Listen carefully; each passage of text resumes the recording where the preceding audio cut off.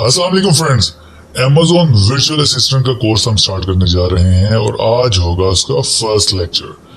Virtual assistant बनने के लिए कुछ बेसिक टर्म्स का जानना आपके लिए बहुत ही जरूरी है, जो कि वन बाय वन करके हम डिस्कस करेंगे। तो चलिए शुरू करते हैं।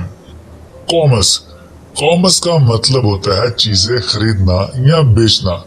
मसलन आप अगर मोबाइल खरीदना चाहते हैं तो आप अपने नजदीक तरीन मोबाइल शॉप पर जाएंगे। वहां से दुकानदार से आप लेटेस्ट मोबाइल के बारे में पूछेंगे और अपनी मर्जी का मोबाइल सिलेक्ट करेंगे। उस दुकानदार को आप पैसे पे करेंगे और मोबाइल खरीद लेंगे। ये लेन देन खरीदना या बेचना कॉमर्स कहलाता है। अब हम बात करेंगे ई कॉमर्स के बारे में। ई कॉमर्स का मतलब होता है कि इंटरनेट को इस्तेमाल करते हुए कोई चीज बेचना या खरीदना। फॉर एग्जाम्पल, आप टी शर्ट परचेज करना चाहते हैं, बजाय इसके कि आप फिजिकली किसी शॉप पर जाएं और टी शर्ट लें, आप जैसे अपना मोबाइल ओपन करें या लैपटॉप, यहाँ पर आप टाइप करें टी शर्ट, आपके सामने बहुत सारी वेबसाइट नजर आने लग जाएंगी। यहाँ पर किसी एक पर क्लिक करें, जैसा कि outfitters.com। इस पे क्लिक किया, जो ही आपने क्लिक किया आपके सामने नंबर ऑफ टी शर्ट्स सामने शो हो रही हैं।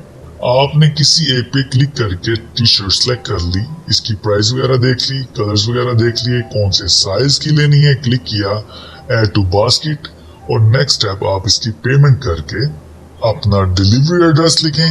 ये with in 3 to 4 working days आपके घर डिलीवर हो जाएगी। मतलब आपने इंटरनेट को इस्तेमाल करते हुए ये शर्ट परचेज की, तो ये कहलाएगा ई कॉमर्स। उम्मीद करता हूँ कि आपको कॉमर्स और ई कॉमर्स का कंसेप्ट क्लियर हो गया होगा।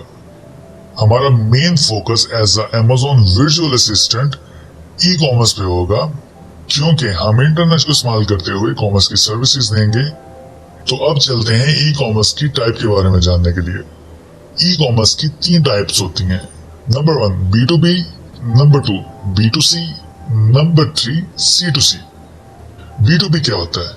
B2B का मतलब है business to business buying and selling. मतलब आप कोई कारोबार शुरू कर रहे हैं तो आपने कोई प्रोडक्ट परचेज करना होगी और आप इस प्रोडक्ट को बल्क में परचेज करेंगे, यानी किसी और बिजनेस से आप ये प्रोडक्ट्स खरीदेंगे या कोई रॉ मटेरियल वगैरह खरीदेंगे। सो ये ट्रांजैक्शन बिजनेस टू बिजनेस होगी, इसलिए इसको B2B कहते हैं। मसलन अगर ई कॉमर्स में B2B की एग्जांपल देखें तो आप alibaba.com को देख लीजिए। अलीबाबा प्लेटफॉर्म एक B2B ई कॉमर्स वेबसाइट है। यहाँ पर आपने जो भी चीज परचेज करनी है वो बल्क में परचेज करेंगे।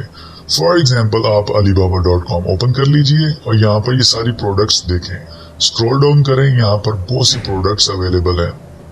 फॉर एग्जाम्पल, आप कोई यहाँ पर टाइप करें टी शर्ट, तो आपके सामने बहुत ज्यादा सप्लायर्स की टी शर्ट्स शो होने लग जाएंगे। फॉर एग्जाम्पल, ये फर्स्ट वन, इसमें ये देखें बता रहा है कि $0.50 से $1 तक एक पीस आपको पड़ेगा और मिनिमम ऑर्डर क्वांटिटी होगी 500 पीसेस, यानी कि ये बल्क में आपको परचेज करना होगी और ये आपको होलसेल रेट पे मिलेंगी।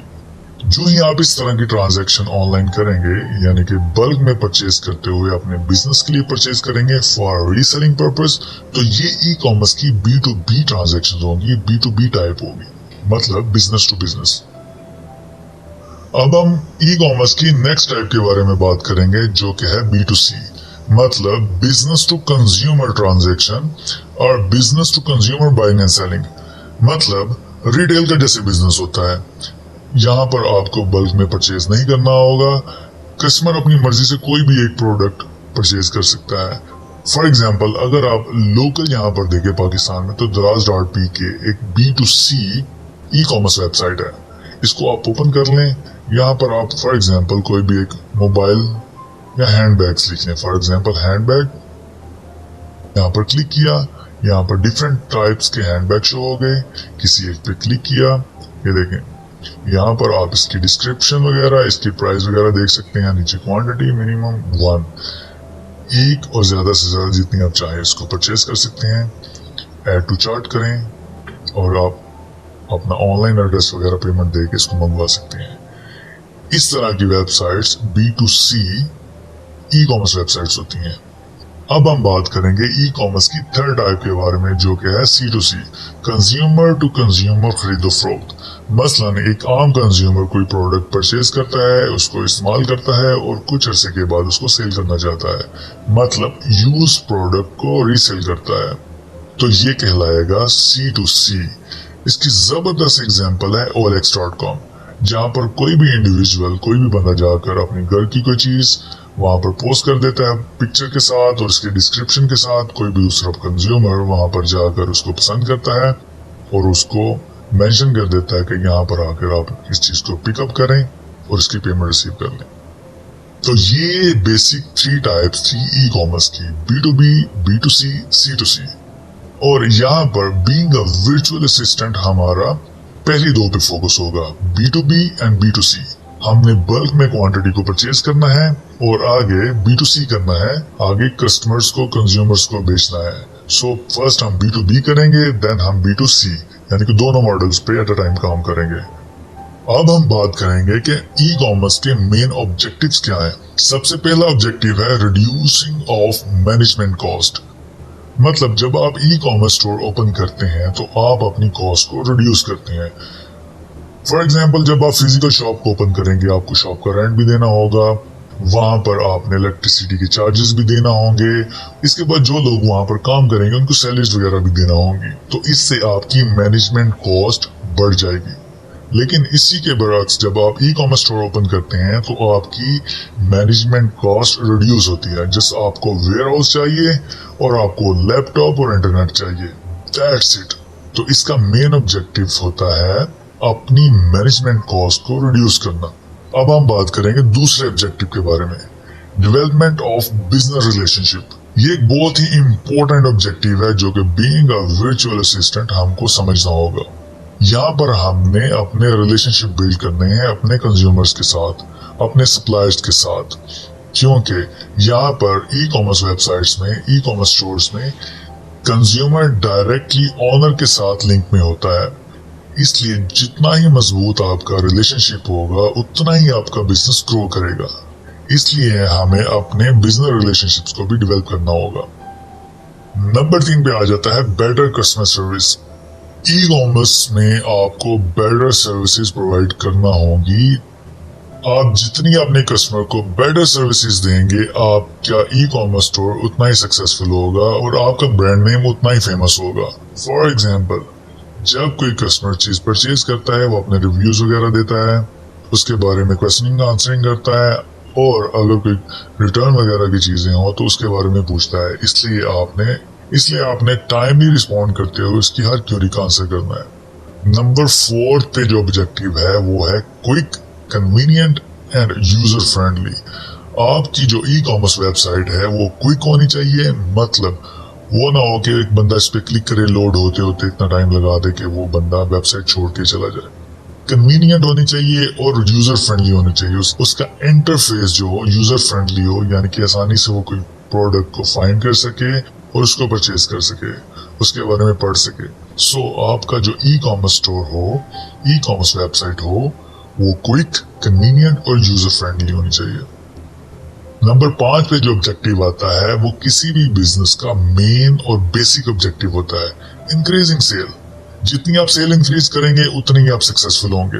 इसके लिए आपने मार्केट कंपेटिटिव प्राइसेस दे के, डिस्काउंट्स दे के, प्रमोशंस दे के, आपने किसी भी तरीके से अच्छी सर्विसेज दे के अपनी सेल्स को इंक्रीज करना है और अपने इस ऑब्जेक्टिव जो ई कॉमर्स का है इसको फुलफिल करना है। आई होप कि आपको ये बेसिक 5 ऑब्जेक्टिव्स के बारे में पता चल गया होगा। अब हम बात करेंगे next, features of e commerce. अब हम बात करेंगे ई कॉमर्स की खासियत के बारे में, ताकि बीइंग अ वर्चुअल असिस्टेंट आप किसी को भी कन्विंस कर सकें कि आप अपना स्टोर ऑनलाइन करें, ई कॉमर्स पे अपनी चीजों को शिफ्ट करें। फॉर एग्जाम्पल, पहला इसका फीचर है ग्लोबल रीच। अगर आप सियालकोट के किसी गांव में रहते हैं, किसी शहर वाले एरिया में रहते हैं, आपको कोई जानने वाला सर्जिकल की प्रोडक्ट्स या कोई स्पोर्ट्स की प्रोडक्ट बेचता है, लेकिन सिर्फ वो लोकली बेच रहा है। इसी तरह अगर आप उसका एक ई कॉमर्स स्टोर क्रिएट करके उसकी प्रोडक्ट को ऑनलाइन कर देंगे, आप विद इन अ सिटी हैं, इस्लामाबाद, लाहौर, गुजरांवाला, लोगों को पता चल रहा है कि ये बंदा सियालकोट में ये प्रोडक्ट बेच रहा है। इस तरह across the country, UK, Australia, America वगैरह में भी लोग इसको रीच कर सकते हैं कि ये बंदा यहाँ पर ये प्रोडक्ट, फुटबॉल वगैरह कुछ स्पोर्ट्स की चीजें बेच रहा है। सो आपकी ग्लोबल रीच हो जाएगी। ये है इसका पहला फीचर। नंबर 2 पे आ जाती है product comparison. Being a customer और कंज्यूमर, जब कोई आप चीज परचेज करना चाहता है, कोई कंज्यूमर परचेज करना चाहता है, तो उसके पास प्रोडक्ट कंपैरिजन है। मतलब वो एक मोबाइल परचेज करना चाहता है, उसके सामने एक ही बजाय हंड्रेड्स ऑफ वेबसाइट्स ओपन हो जाएंगी। वो किसी एक पे जाके प्राइस का कंपैरिजन करेगा, फीचर्स का कंपैरिजन करेगा और उसको वो कंपेटिटिव प्राइस में मिलेगी। ये भी ई कॉमर्स का एक बहुत जबरदस्त फीचर है। एडवांस पेमेंट, ये बहुत ही जबरदस्त फीचर है।